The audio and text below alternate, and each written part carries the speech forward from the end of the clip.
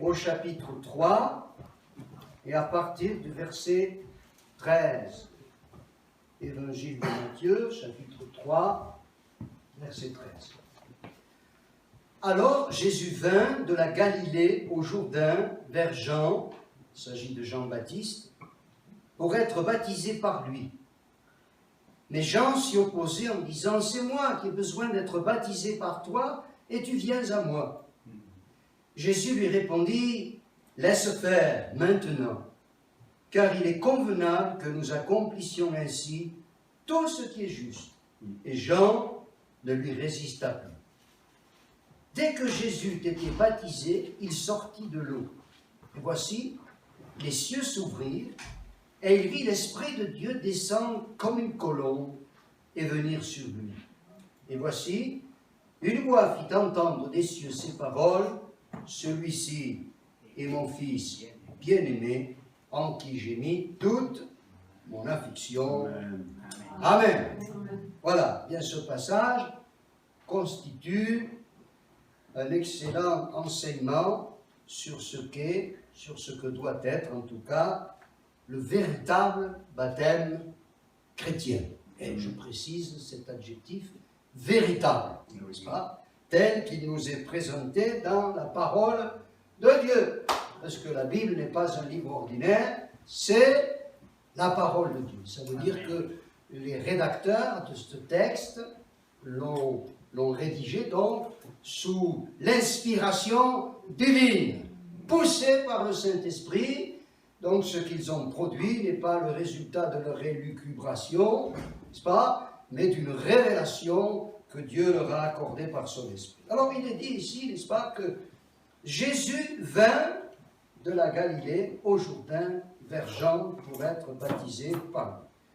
Vous avez remarqué que c'est lui, n'est-ce pas, qui a pris cette initiative personnelle de se rendre vers Jean-Baptiste, le prophète, pour être baptisé par lui, n'est-ce pas?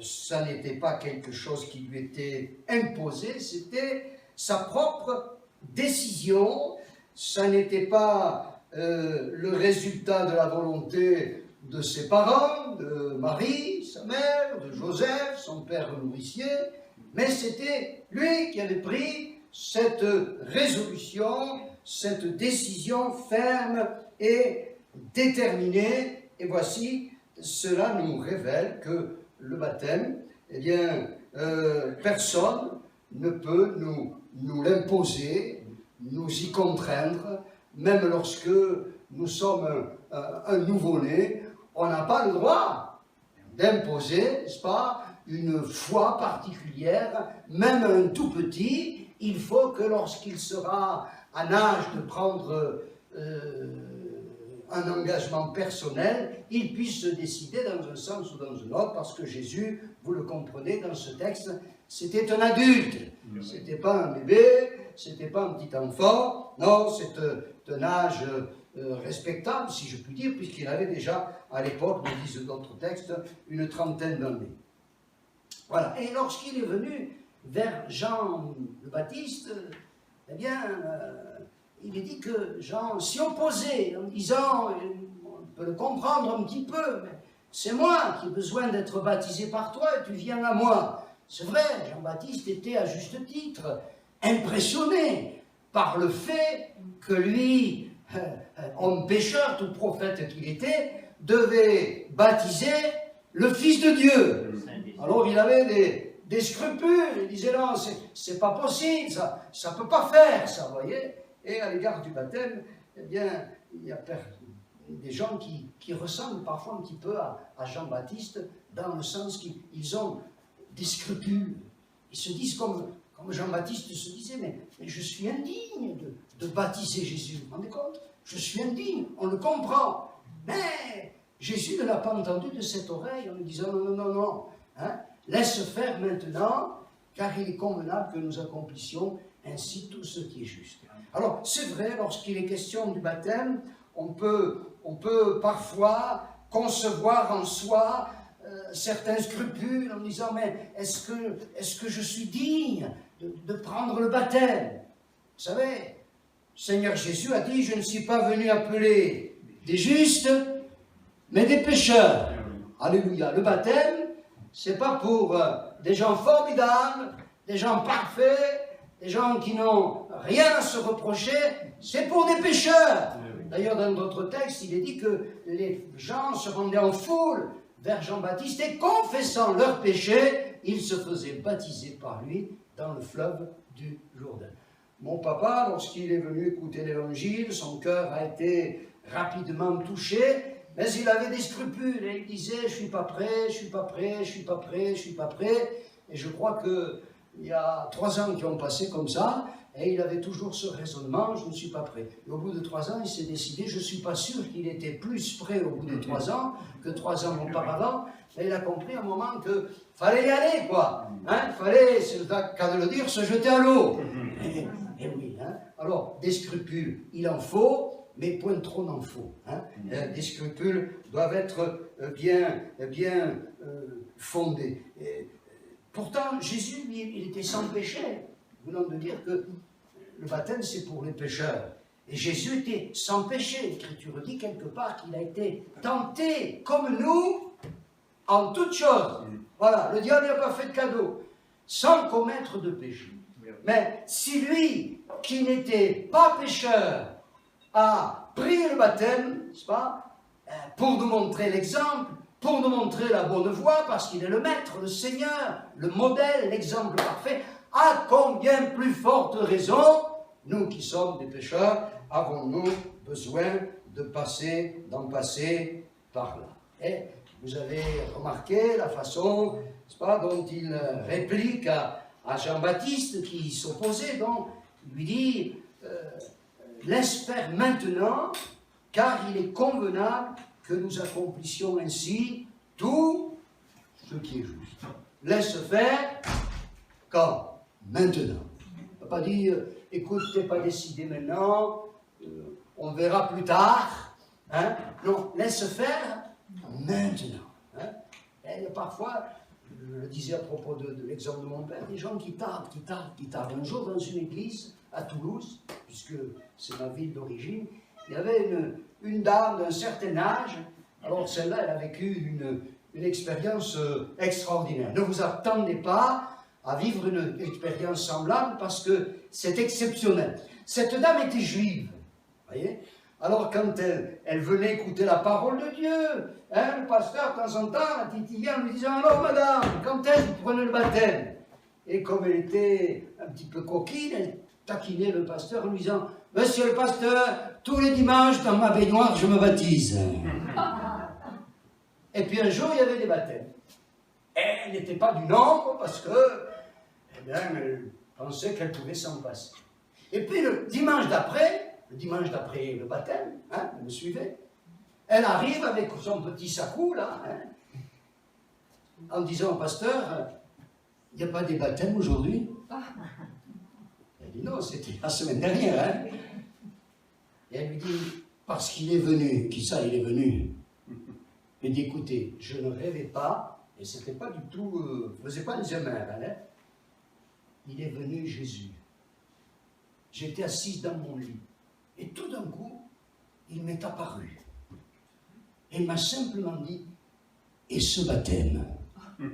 Et puis il a disparu. Alors je viens pour être baptisé. Ils ont fait réchauffer l'eau du baptistère et ils l'ont plongé sans tarder. Laisse faire maintenant. Ne vous attendez pas forcément à ce que cette nuit, le Seigneur Jésus en personne vous dise, voilà, c'est bon pour toi mon enfant, il faut que tu y ailles. Non, c'est un exemple parmi d'autres exceptionnels. Vous voyez, laisse faire maintenant. Nous, les êtres humains, nous avons toutes sortes de raisons pour toujours retarder les décisions qui s'imposent. Voilà. Jour dans la parole de Dieu, il est question, là on lit ça dans le livre des Actes des Apôtres, d'un Éthiopien qui était assis sur son char. Il était venu, cet homme de son lointain pays à Jérusalem pour adorer Dieu, vous voyez, il s'était converti à la religion israélite. Et il repartait maintenant, après avoir fait ses actes de dévotion dans son pays, assis sur son char, lisant la parole de Dieu. Et il y avait là au bord du chemin un prédicateur de l'évangile qui faisait du stop. Philippe l'évangéliste. Alors il a simplement dit, mais est-ce que tu comprends ce que tu lis? Mais pas grand-chose, il faudrait que quelqu'un me guide.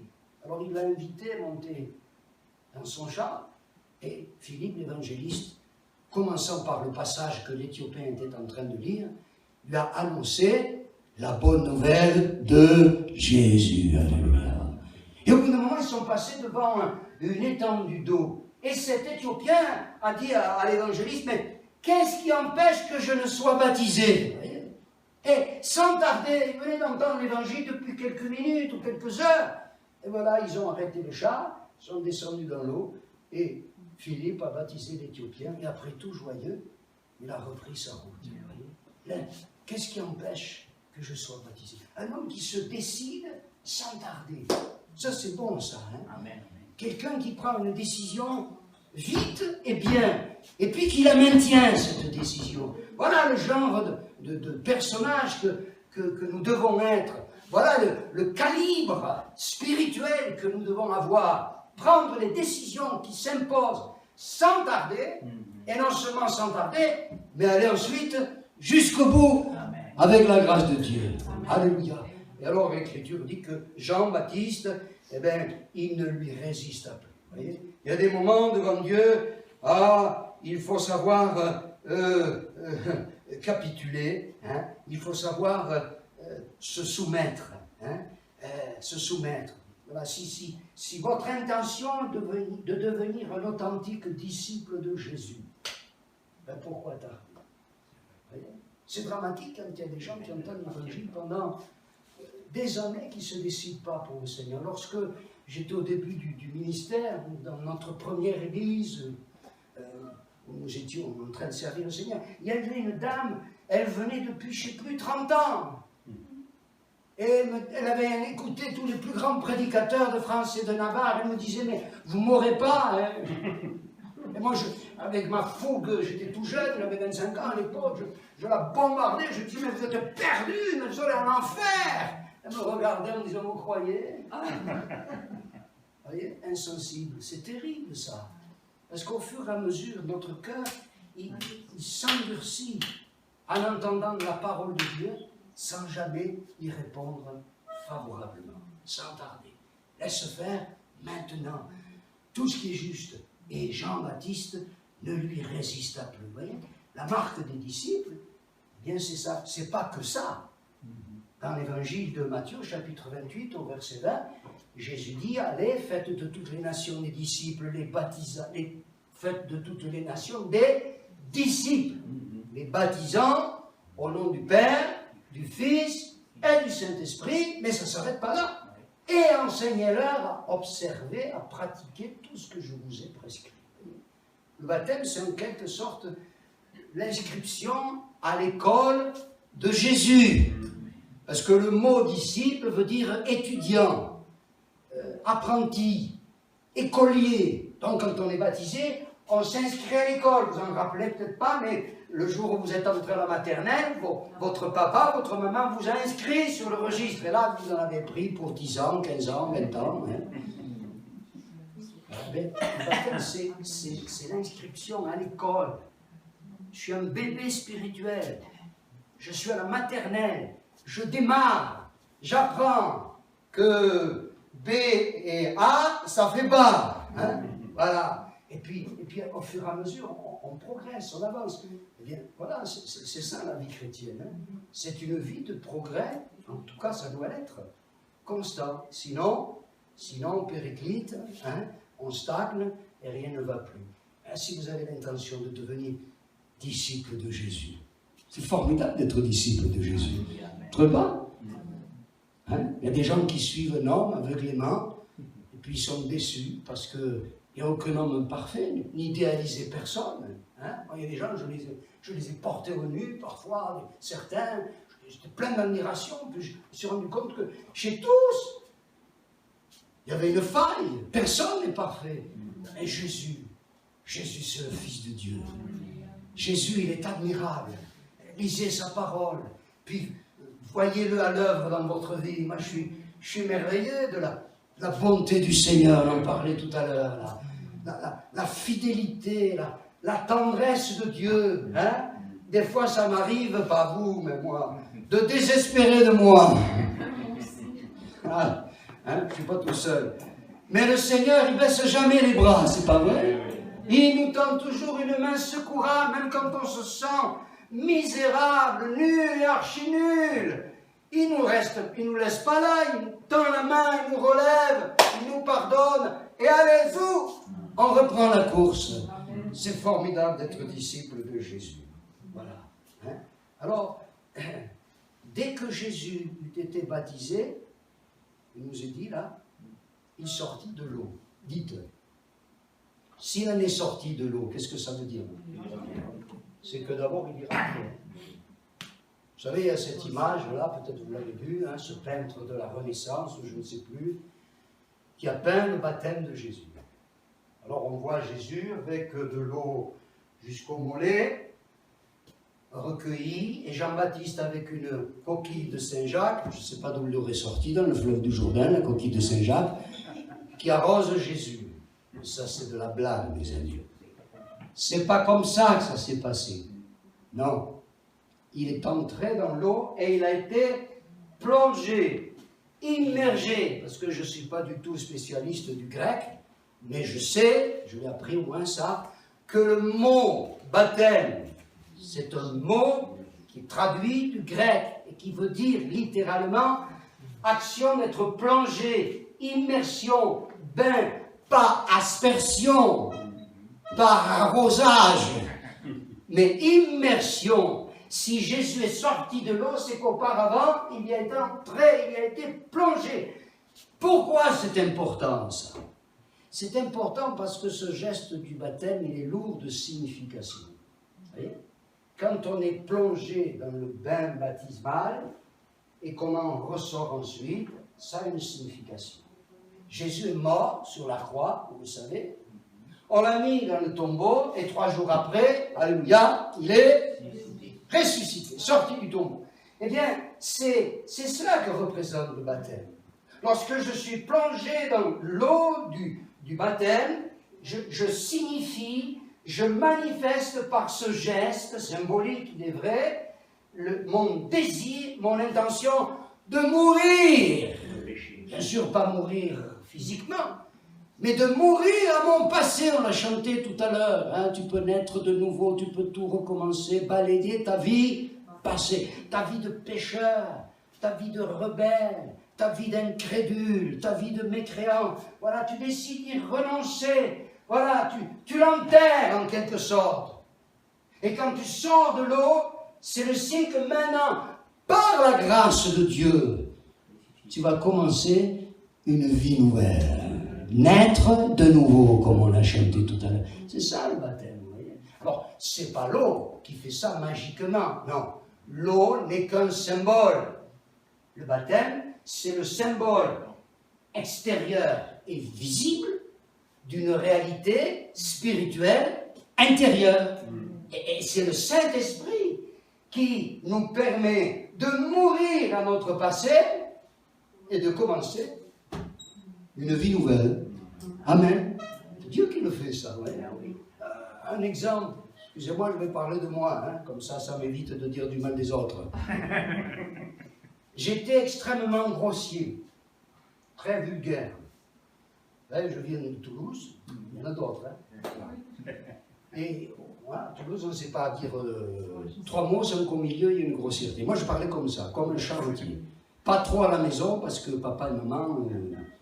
mais dans la rue, avec mes collègues, il fallait voir, enfin, il fallait entendre. Plutôt, il ne fallait pas entendre. Et ça sortait de ma bouche comme l'eau du robinet. C'était plus fort que moi. Mais quand le Seigneur est passé par là, et que ma vie a changé, mon vocabulaire a changé. Je n'ai pas fait d'efforts désespérés. Je ne me suis pas tapé la tête contre les murs en disant « il ne faut plus parler comme ça, il ne faut plus parler comme ça ». Non. C'est Dieu qui l'a fait. C'est sûr. Vous voyez? Je ne dis pas que des fois ça m'est arrivé même après d'échapper un mot, mais Il y a eu cette délivrance. Pourquoi ça? La Bible dit que c'est de l'abondance du cœur que la bouche parle. Pourquoi je parlais comme ça? Parce que mon cœur était rempli de saleté. Vous m'auriez donné le bon Dieu sans confession. J'étais un garçon apparemment gentil comme tout. Il n'y avait que ma mère qui savait ce que je valais. Mais je savais, moi, que dans mon cœur, c'était corrompu. Et quand la source est corrompue, l'eau qui en sort ne peut être que corrompue. Et quand le Seigneur a nettoyé la source, alléluia, ce qui est sorti de la source, de mon cœur, a été changé. Ça, c'est Dieu qui l'a fait. Alors, c'était mon problème à moi. Peut-être vous, c'est pas ça, c'est autre chose. Et quand le Seigneur vient dans une vie, il nous change. Alléluia. Et il nous change. Et il nous change encore. Et au fur et à mesure qu'on avance, il nous change et il nous rechange. Par son esprit. C'est ça le baptême, l'image de cette mort et de cette résurrection à une vie nouvelle. Seigneur, je t'apporte mon péché, je t'apporte ma misère, je t'apporte mon égarement, je t'apporte mon incrédulité, je t'apporte tout ce que j'ai fait de mal.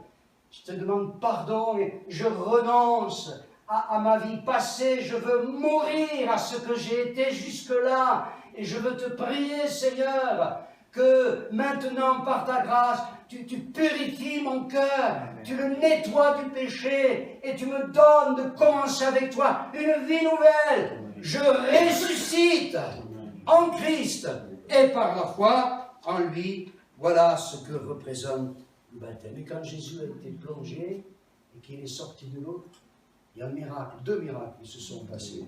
Le premier miracle, hein, la Bible dit que le Saint-Esprit, comme une colombe, est descendu sur lui. Voilà. Et c'est ce que Dieu fait. Pour nous, même si ce n'est pas visiblement une colombe, le Saint-Esprit, quand on prend cet engagement de le suivre, de devenir son Dieu, il vient en nous. La Bible dit qu'il fait de notre corps son temple. Le temple, c'est pas ça, hein, c'est pas les quatre murs entre lesquels nous sommes ce soir. Si nous étions là-bas dans la cour, remarquez, il ne ferait pas chaud, hein, mais le Seigneur serait là aussi. Hein. C'est pas le lieu, c'est pas l'espace dans lequel les chrétiens se réunissent qui constitue le temple. Le temple, c'est les chrétiens rassemblés, et le temple, c'est chaque chrétien en particulier. Chacun, nous sommes un petit temple du Seigneur. Il vit en nous. Alléluia. Le jour, la nuit, au travail, dans les loisirs, il est là. Voyez, et il opère ce travail de régénération, de transformation intérieure. C'est ça la vraie vie chrétienne. Savoir dire en soi. Et c'est bon, vous ne pouvez pas savoir. Hein? Si enfin, il y en a qui le savent. Hein? Gloire à Dieu, c'est bon, c'est bon. J'aime la présence de Dieu. Oh, que j'aime la présence de Dieu. Et la présence de Dieu se manifeste n'importe où. Hein? Certains des moments les plus intenses que j'ai vécus dans la présence de Dieu, ce n'était pas forcément à l'église. Des fois, ça a été au volant de ma voiture, j'avais les yeux ouverts quand même. Hein? Et la présence de Dieu était là. Dans une chambre d'hôpital, alors que je souffrais, oh là là, c'était terrible. La présence de Dieu qui vient. Dans mon bureau ou ailleurs, la présence de Dieu. C'est ça être chrétien. C'est pas une série de règles, de poses. Non, c'est la présence de Dieu. C'est la source du véritable bonheur. C'est Pascal, hein, ce grand scientifique, et en même temps ce grand croyant qui disait: il y a dans le cœur de l'homme un vide en forme de Dieu. C'est joli ça. Hein? Un vide en forme de Dieu. Ça veut dire que notre cœur, instinctivement, a besoin de Dieu. Tous les êtres humains, sans qu'ils s'en rendent compte, sont à la recherche de quoi? De Dieu. Alors ils essaient de combler ce manque par un tas de choses. L'argent. Ils mettent ça dans le trou. Les plaisirs, les loisirs, Les relations, c'est légitime, mais ça ne suffit pas. Et tant de choses. Et ce vide n'est jamais comblé. Il n'est comblé que lorsque Dieu vient remplir ce vide. Par sa présence. Par sa présence. Et puis, il y a cette voix qui s'est fait entendre. Voyez? Une voix fit entendre des cieux ces paroles. Celui-ci est mon fils bien-aimé, en qui j'ai mis toute mon affection. Amen. Quand Jésus devient notre sauveur, nous devenons des fils ou des filles de Dieu. Avoir Dieu pour Père. Hein? Avoir Dieu pour Père. Il y a un verset dans l'évangile de Jean qui dit « À ceux qui l'ont reçu, qui croient en son nom, il a donné le pouvoir de devenir enfants de Dieu. Lesquels sont nés, non de la volonté de l'homme, ni de la volonté de la chair, mais sont nés de Dieu. » C'est une naissance spirituelle. Il y a la naissance physique, du fait que vos parents vous ont transmis la vie. Là, c'est une naissance spirituelle. Et nous devenons enfants de Dieu. Et quand on est enfant, eh bien, on devient héritier. Je suis héritier de mon Père. Amen. Et l'héritage, c'est quoi? C'est la vie éternelle. Amen. Alléluia. J'ai un trésor qui m'est réservé. Pas à la banque, dans le ciel. Amen. Gloire à Dieu. Hein? C'est super ça de se dire, waouh, un jour, les yeux se fermeront sur les réalités terrestres et s'ouvriront sur les réalités célestes. Je serai ébloui. Waouh! Amen, alléluia. Vous voyez comme les enfants à Noël, là, hein? Quand on les amène devant le sapin, qu'on ouvre les cadeaux, waouh! Les yeux se mettent à briller. Et bien on sera là, on sera ébloui par ce spectacle formidable, par tout ce à quoi nous aurons part dans le royaume des cieux. Il n'y aura plus de souffrance, de cris, de larmes, de douleurs, de déprime, plus d'angoisse, de tristesse, de solitude. Ce sera un bonheur parfait, un bonheur sans ombre. Serons rendus semblables à lui, nous régnerons avec lui pour l'éternité tout entière. Alléluia! Mon héritage, c'est la vie éternelle. Et personne ne peut me l'enlever. Et si vous devenez disciple de Jésus, ce sera votre héritage aussi. Vous avez remarqué là? La Trinité est présente. Le Père, la voix qui s'est fait entendre. Le Fils, il était là, Jésus de lui. Et le Saint-Esprit, la colonne. Même quand on est baptisé, c'est pareil. La Trinité divine est présente. Dieu, un seul Dieu, en trois personnes. Le Père, le Fils et le Saint-Esprit. Et c'est pour ça que Jésus a dit, baptisez-les au nom du Père, du Fils et du Saint-Esprit. Amen. C'est ce que le Seigneur nous a ordonné. Béni soit Dieu. Alors c'est vrai, baptême, ce n'est pas une formalité, c'est un engagement sérieux, solennel. On n'engage pas. Aujourd'hui, on perd le sens de l'engagement. Hein? Dans le domaine professionnel, les gens, ils sont très désinvoltes. Je me rappelle, lorsque je travaillais chez un comptable, il y a un gars qui venait d'être embauché. Un jour, un matin, il a dit « Je vais acheter des cigarettes ». Il a posé le stylo et il n'est jamais revenu. Il faut le faire. Enfin, il ne faut pas le faire. Quelqu'un désinvolte, voilà. Et il y a des tas de gens comme ça. Dans le domaine affectif, c'est pareil. Hein? Voilà, je me marie avec celle-ci ou celui-là, et il y a quelqu'un qui me tape dans l'œil, et je laisse tomber le premier ou la première. Alors on perd le sens de l'engagement. Et la Bible dit que le baptême, c'est l'engagement d'une bonne conscience envers Dieu. Solennel, sérieux, définitif. J'espère que vous ne vous choquerez pas en employant cette expression. On ne divorce pas d'avec le Seigneur. Même pas à l'amiable. On s'engage pour la vie. Pour la vie. Hein? Il y a un texte de l'Écriture qui dit c'est un piège pour l'homme de prendre à la légère un engagement sacré et de ne réfléchir qu'après avoir fait un vœu. Mais on peut réfléchir vite et bien. Alléluia, c'est ce que je vous souhaite. Hein? Alors, ne dites pas, on verra. Demain ne appartient pas. Non, prenez votre décision. Hein?